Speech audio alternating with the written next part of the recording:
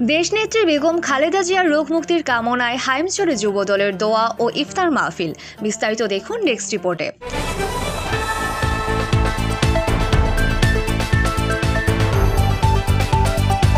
দেশনেত্রী বেগম খালেদা জিয়ার রোগ মুক্তির কামনায় বিএনপির জাতীয় নির্বাহী কমিটির সম্মানিত সদস্য আজম খানের সার্বিক তত্ত্বাবধানে হাইমচর উপজেলা যুবদলের আয়োজনে দোয়া ও ইফতার মাহফিল অনুষ্ঠিত হয়েছে।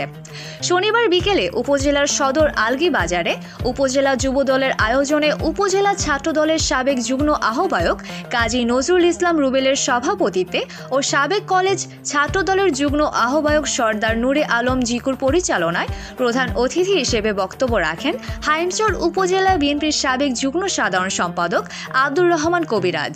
বিশেষ অতিথি হিসেবে বক্তব্য রাখেন উপজেলা যুবদলের সাবেক সহসভাপতি মহসিন মিয়া কিশোর, চরভৈরবী ইউনিয়ন বিএনপির সাবেক সহসভাপতি মোহাম্মদ জিন্না কবিরাজ, উপজেলা যুবদল সদস্য আলমগীর হোসেন আসিফ, উপজেলা ছাত্রদল নেতা আল আমিন।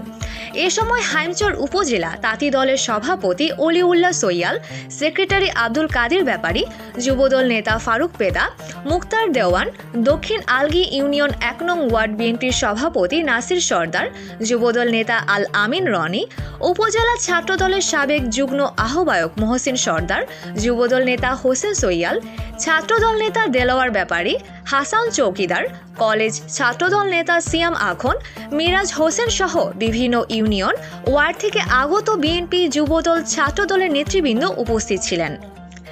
দোয়া ও মোনাজাত পরিচালনা করেন হাইমচর থানা মসজিদের খতিব হযরত মাওলানা ইউসুফ মিয়া।